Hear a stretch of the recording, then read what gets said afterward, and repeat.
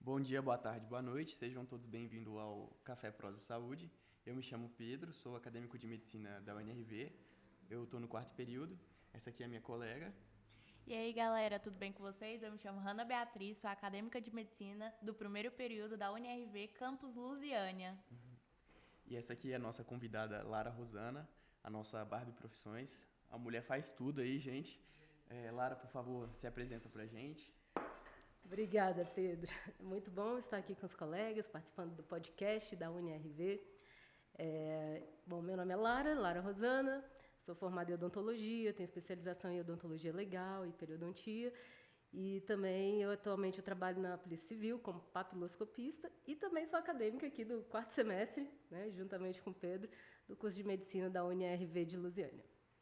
E ela joga vôlei muito bem, a gente tem que pontuar isso aí também. Bom, Lara, como você já mencionou, você trabalha com a papiloscopia, que é o tema do nosso podcast de hoje.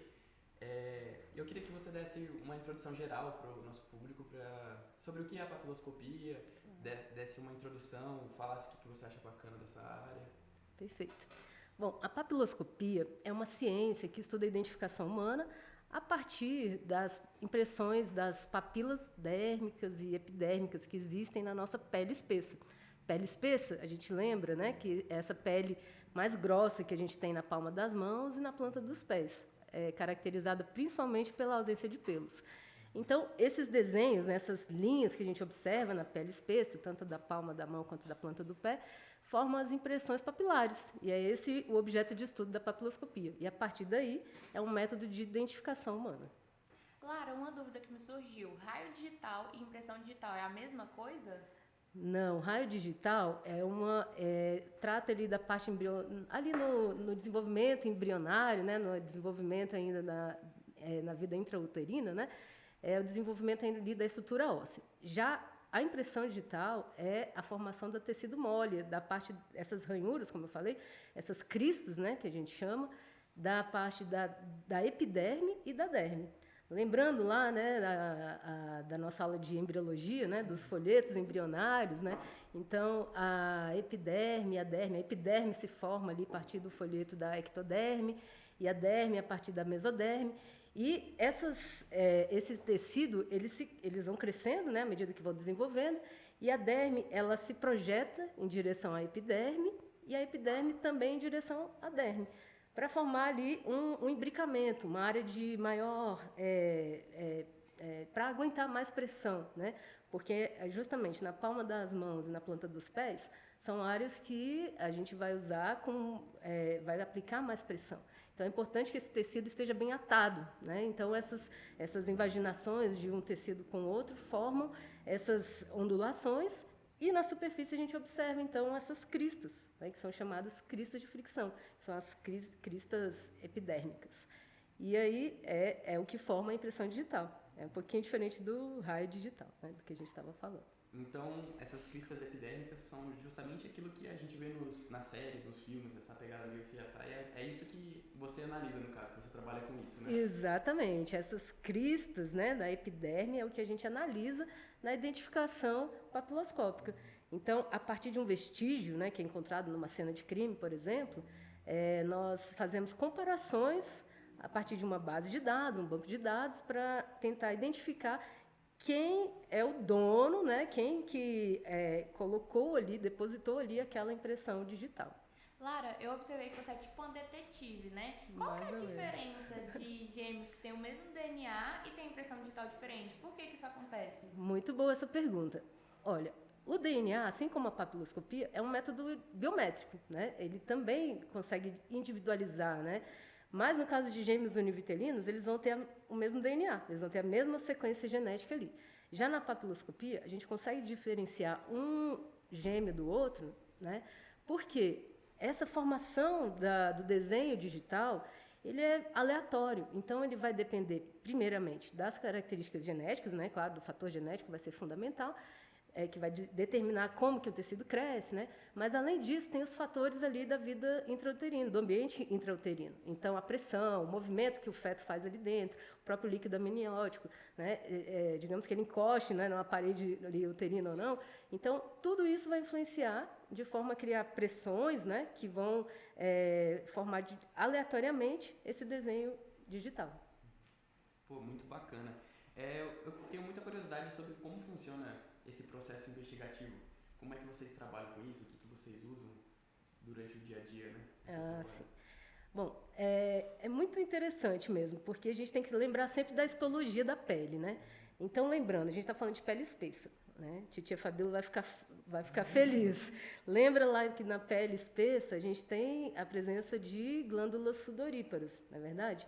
Diferente do couro cabeludo, por exemplo, que a gente tem glândulas sebáceas que vão produzir o sebo, né? E na palma da mão a gente vai ter um suor mais concentrado de água, principalmente água, né? Então, a impressão digital, ela é basicamente formada de água, mas tem outros elementos também, até porque a gente passa a mão no cabelo, por exemplo, passa na pele, em outras partes do corpo, com pele lisa, né? E tudo isso vai carregar na nossa mão um suor, né? E, dependendo da superfície onde posicionamos as mãos, vamos deixar impregnado ali o nosso suor.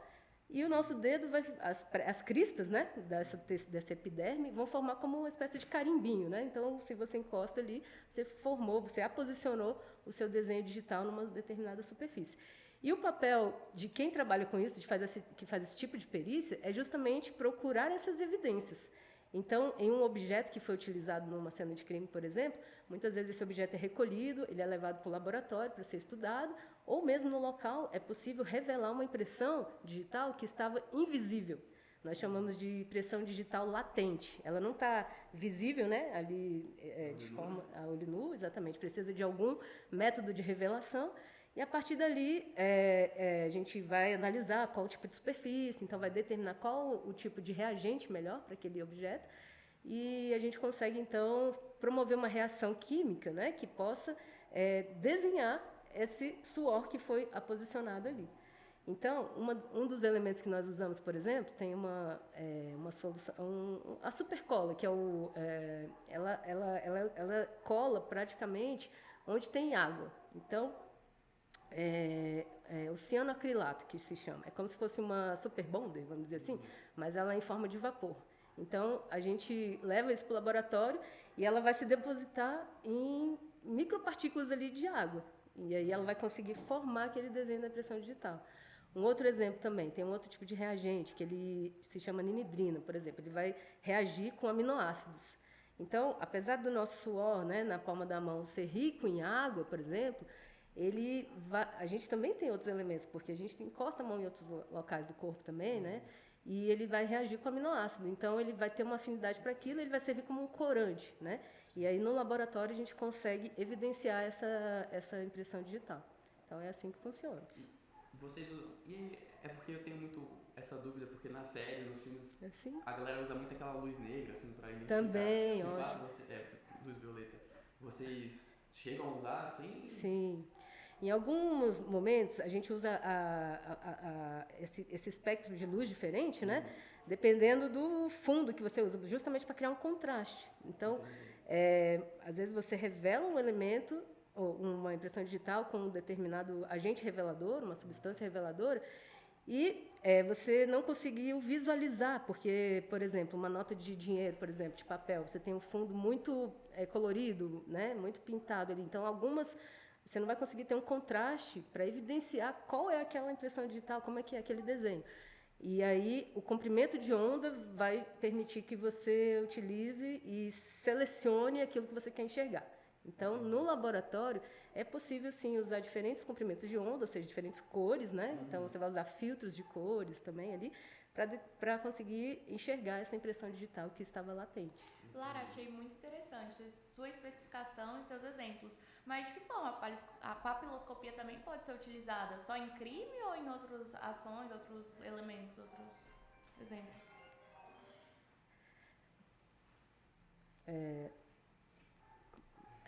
A papiloscopia, né, ela pode ser usada também em outras situações, não somente numa investigação, né, envolvendo crime. Por exemplo, hoje nós usamos a biometria no celular, né? Você vai desbloquear o seu celular ou pela biometria facial ou às vezes pela impressão digital. Hoje em dia os caixas, né, de autoatendimento no banco utilizam a biometria. Inclusive, isso até é um objeto de estudo também, porque a gente não sei se todo mundo já deve ter observado, os idosos têm uma dificuldade ainda maior de utilizar sua impressão digital ali nesses métodos, né, de autoatendimento, né, por exemplo. E isso tem tudo a ver com a biologia, porque, por exemplo, no caso de um idoso, ele continua, já passou muito tempo da sua vida, ele muitas vezes utilizando material de limpeza, algum tipo de material que pode degradar ali a pele, né, dessa pessoa, deixando aquela pele menos espessa, então vai ficar, as cristas ficam mais apagadinhas, né, vamos dizer assim, que prejudica, né, a leitura dessa impressão digital. Então, tudo isso daí tem a ver com a papiloscopia, né? E, enfim, a maioria das vezes são dispositivos mesmo de segurança, né? Acesso a um local, por exemplo, um local restrito, então pode utilizar também a biometria. Legal, legal. A inteligência artificial tem ajudado vocês na papiloscopia ou nada?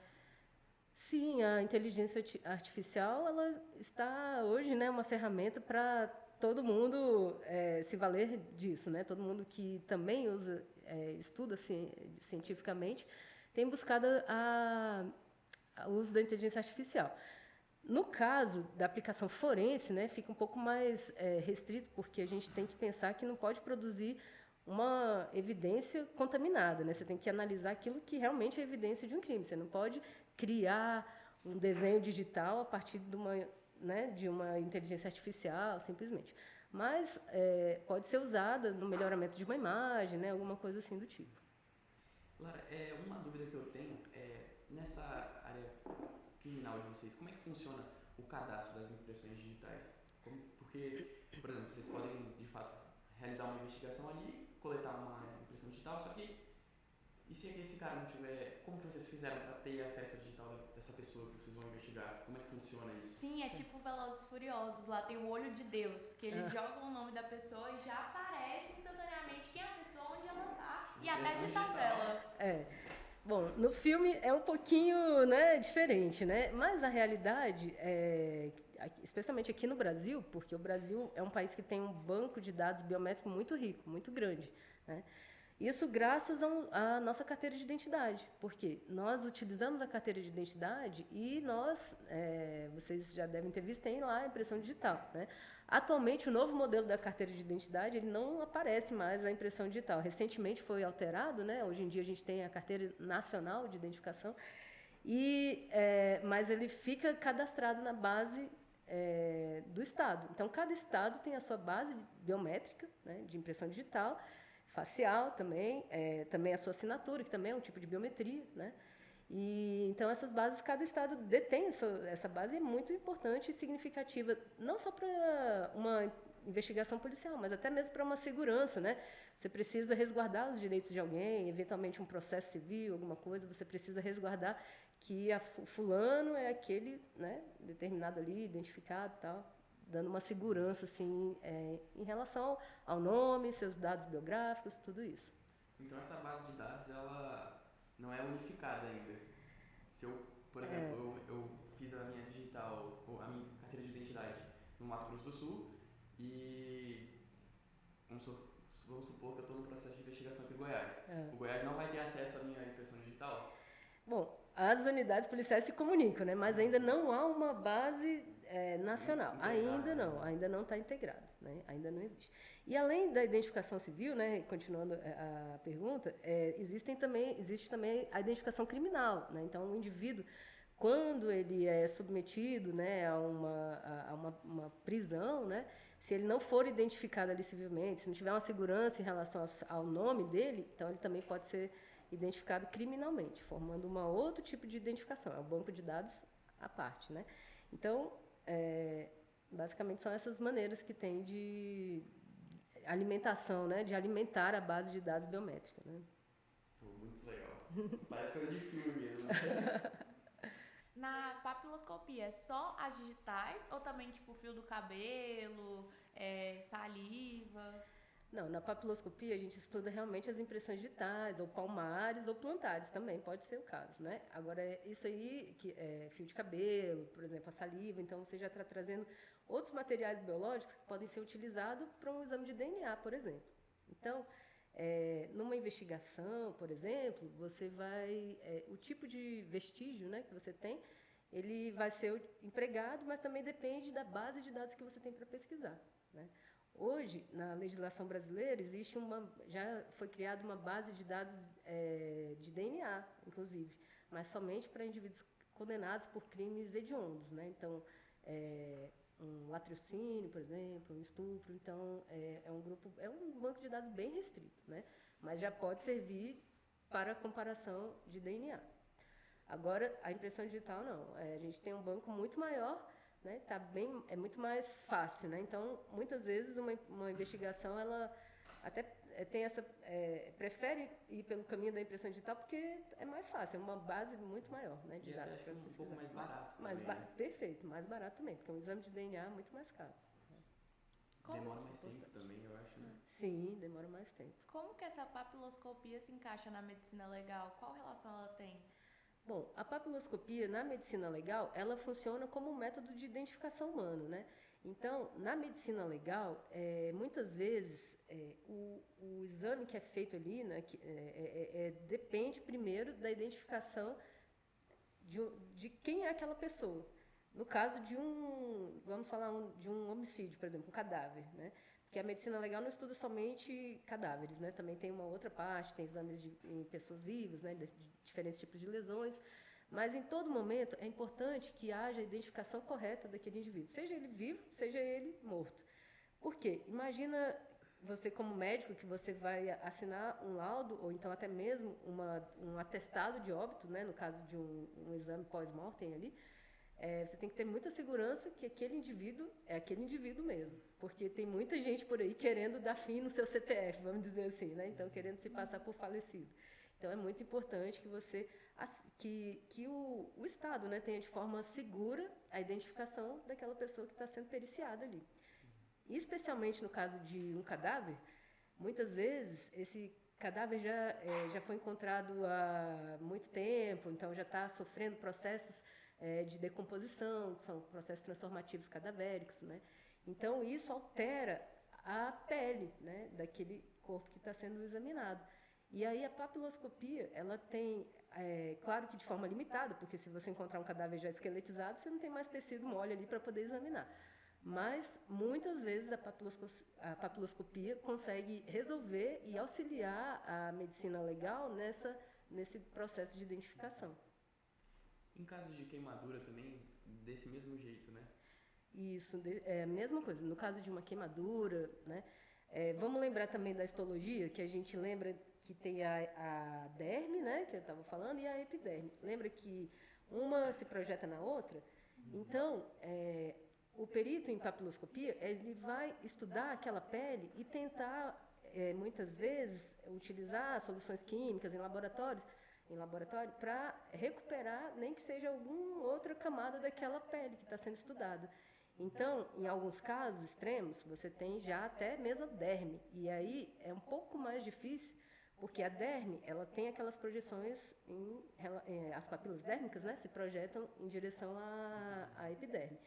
E aí, ela não é exatamente um espelho, mas ela pode ajudar ali naquele confronto, porque o registro que nós temos de uma carteira de identidade, por exemplo, é o da superfície, é aquilo que a gente vê aqui fora. Mas aí, num nível mais profundo, né, no caso da derme, você tem que procurar encontrar esse espelhamento entre a crista da epiderme com as papilas dérmicas. Da mesma forma acontece, por exemplo, no caso de um cadáver em putrefação, que ele tem um estágio que se chama de enfisematoso, que o cadáver fica muito inchado de gases da decomposição. E, às vezes, a pele espessa, né, a mão, ela sai como se fosse uma luva, parece uma luva mesmo. Ela se destaca completamente.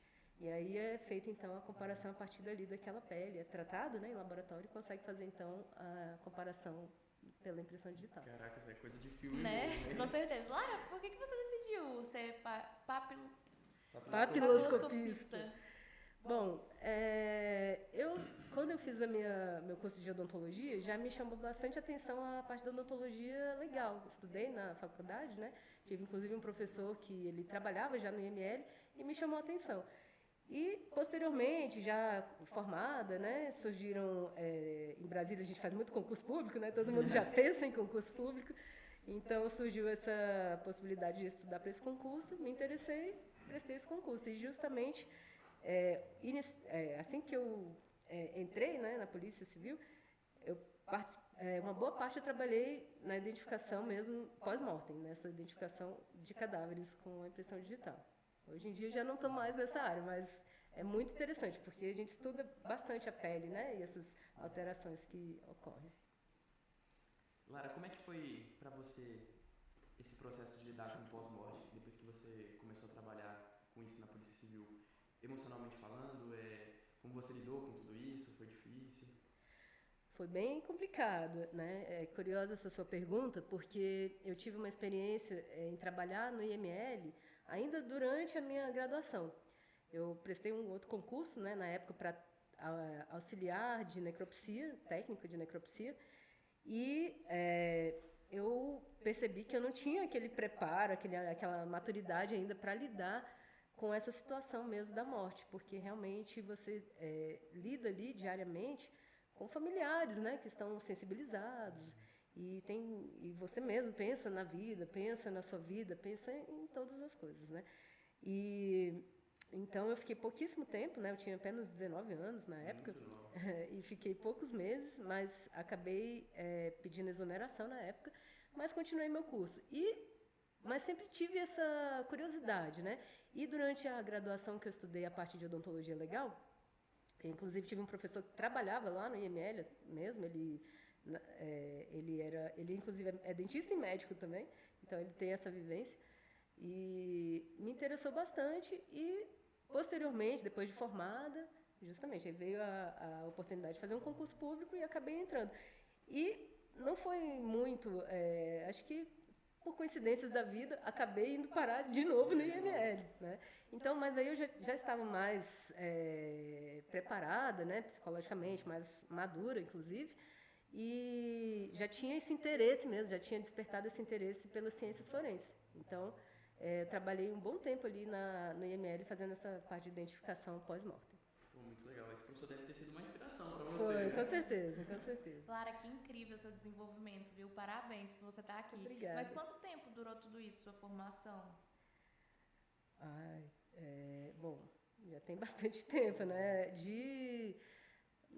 Eu trabalhei no IML acho que deu quase 9 anos, trabalhei no IML, né? E hoje em dia eu trabalho ainda na Polícia Civil, mas atuo na parte de comparação facial, é outro tipo de perícia, totalmente diferente, né? E basicamente é isso. E também tive minha vida de dentista, né? Antes de entrar na polícia, trabalhei por mais 9 anos fora da polícia, então já tem um bom tempo. Isso aí é um curso de papiloscopia que você fez? Sim. Foram quantos anos? Não, o curso de papiloscopia, ele faz parte da formação do profissional, do policial, no caso, né? Então, ele é uma especialização dentro da academia de polícia mesmo. Ah, tá, entendi. Muito interessante. Isso eu não sabia, é muito bom aprender com você. Pô, muito bacana. Eu achava que você conseguia fazer um curso por fora, mas então é algo realmente Eu também. Não, é específico. Achei que era bem específico. Atualmente você encontra cursos para a área de perícia forense, né, que preparam para um concurso, principalmente. Mas tem como trabalhar na parte pericial fora de um concurso público, né? O médico, por exemplo, o dentista, pode trabalhar como perito do tribunal, por exemplo, né? Pode ser um perito ad hoc, que é chamado. Perito ad hoc, é nomeado pelo juiz e ele elabora ali o seu laudo, né? Você pode ser questionado sobre alguma coisa específica e você elabora o seu laudo ali. Acho que seria interessante, de repente, futuramente, convidarmos um médico, né, legista, para trazer essas informações da parte médica, né? É uma área muito bacana. Muito ampla também. E, do ponto de vista da medicina, você pensa em trabalhar com isso futuramente ou já foi o suficiente? você? Bom, não sei, vamos ver. Essa área tá sempre te surpreendendo, Porque exatamente, é uma área muito interessante, que desperta muita curiosidade, né? E a gente tem muito campo a ser estudado, então é muito interessante. É muito amplo ainda. Lara, e quanto às novas tecnologias que estão surgindo nessa área, o que você pode trazer aqui pra gente como curiosidade? O que você acha bem bacana? Como é que tá a IA tá surgindo nesse meio? Como é que vocês estão trabalhando com isso? Olha, dentro da papiloscopia é muito interessante o que tem sido encontrado, né, mais recentemente. Um exemplo se chama o estudo de DNA aposicional, por exemplo. Lembra que eu falei do suor, né? Então, ali naquelas pequenas partículas de suor também podem ser encontrados restos de células epiteliais, por exemplo. E aí já existem relatos, né, de DNA, da obtenção de DNA a partir de um fragmento de impressão digital. Isso já é possível hoje. Outro aspecto muito interessante também, que é o estudo de metabólitos de droga a partir de uma impressão digital, que são micropartículas ali encontradas ali no suor também do indivíduo, e já tem relatos, por exemplo, do uso de metabólitos de cocaína no suor da impressão digital. Então, isso é feito com espectrometria de massa, é um estudo bem mais detalhado, aprofundado, é claro, não é sempre que pode ser feito. Mas, então, aí, a partir daí, das nanopartículas empregadas também na revelação de impressão digital, a gente já consegue vislumbrar que a gente vai avançar bastante, né, nessa parte pericial mesmo. Então, e com inteligência artificial, vocês chegam a usar alguma coisa para análise da papiloscopia em si? Principalmente na parte de melhoramento de imagem, basicamente. Mas, como eu falei, dentro de uma produção de provas, não somos nós que produzimos as provas, né? Isso aí em juízo, mas no exame, né? Falando do exame, nós não podemos alterar aquilo que foi encontrado no local de crime. Então, isso é feito com muito cuidado. Então, a inteligência artificial ela é utilizada, por exemplo, para auxiliar no melhoramento de uma imagem, né? Atualmente eu tenho visto muito mais o emprego na parte de análise facial, como a gente estava falando, envelhecimento, por exemplo, né? Então, Bom, Lara, muito obrigado pela sua entrevista. Você trouxe muito conhecimento para a gente, uma área muito interessante, que acho que todo mundo tem muita curiosidade. Você tem uma formação incrível, você trouxe muita informação muito bacana para a gente, que você sanou a dúvida e a curiosidade de muitas pessoas, a minha, da colega e todo mundo que está aqui presente, todo mundo que vai assistir. A gente só tem a agradecer a sua participação e agradecer a você que está assistindo. Muito obrigado, gente. Você quer se despedir? Muito obrigada, galera. Foi muito bom estar com a Lara e com o meu colega aqui. Eu que agradeço, pessoal. Foi muito bom, né? Acho que respondi algumas perguntas e criei outras, né? Outras dúvidas. E a ideia é essa, instigar, né, essa curiosidade, né? Buscar mais conhecimento. Muito bom. Muito obrigado, gente. Obrigada. Tchau, tchau.